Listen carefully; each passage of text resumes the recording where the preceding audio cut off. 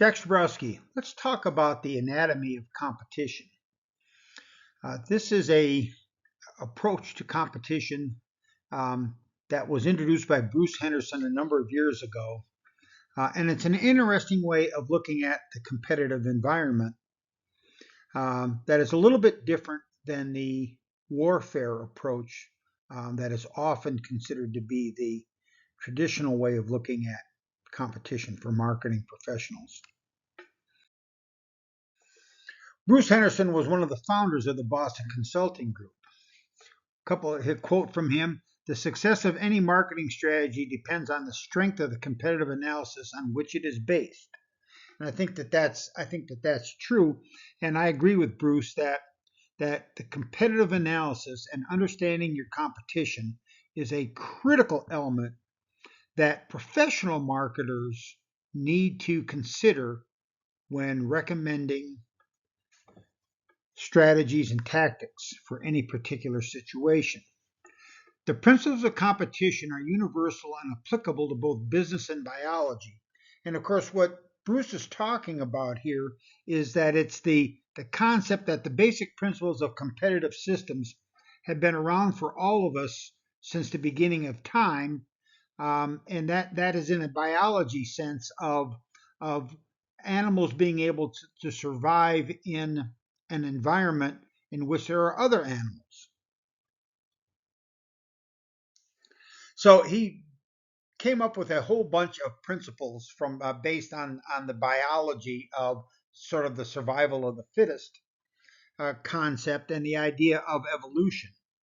I've pulled out just a handful for us to discuss here to give you a flavor of what the anatomy of competition viewpoint of the competitors looks like. It's based mostly on this single concept: to survive in a competitive environment, every competitor must have a unique advantage over other competitors. So, for a company then to survive in an economic ecosystem in any sort of an industry, um, it has to have a unique advantage over other competitors so that it is a choice for at least some of the customers. All competitors who persist and survive do so because they have a unique advantage over all others. And that of course results hopefully in a reason to buy. There are as many significant variables and combination of variables in the competitive environment as there are competitive survivors. That of course means that that the competitors help frame the ecosystem for competition. That also means that when one of the competitors leaves becomes extinguished and leaves the ecosystem, then everything changes.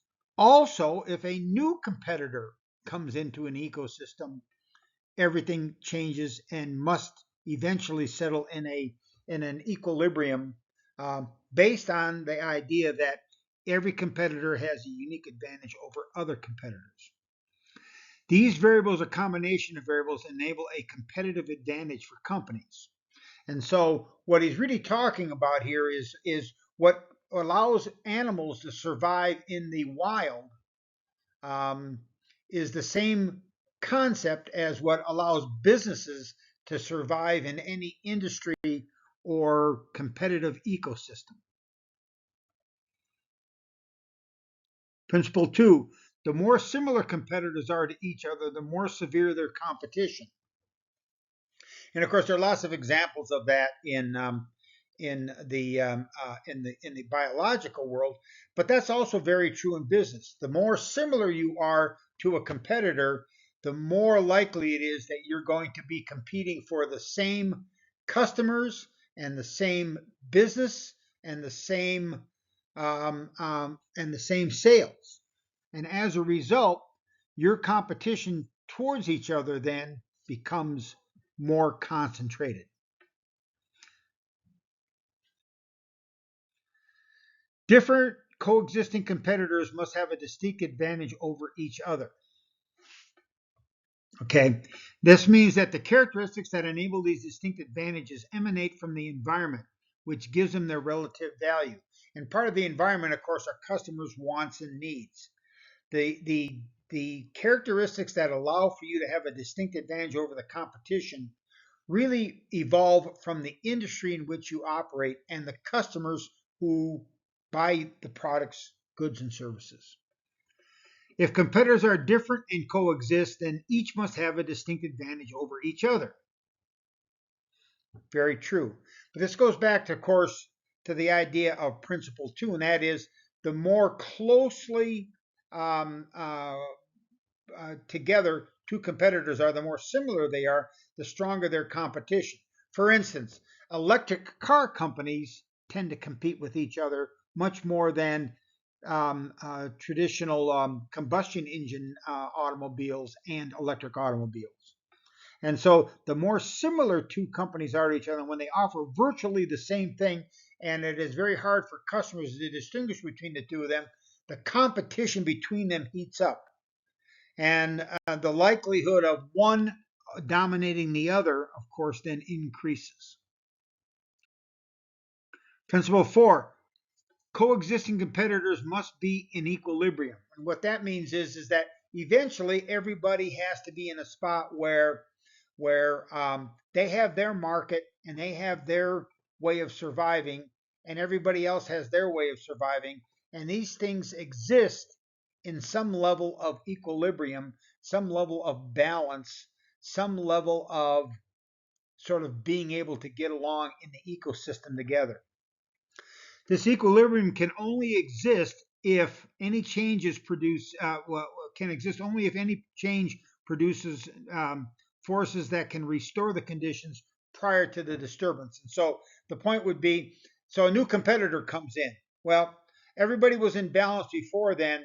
The equilibrium can only exist if those forces result in everybody sort of shuffling a little bit, but being able to survive in that ecosystem as it now exists.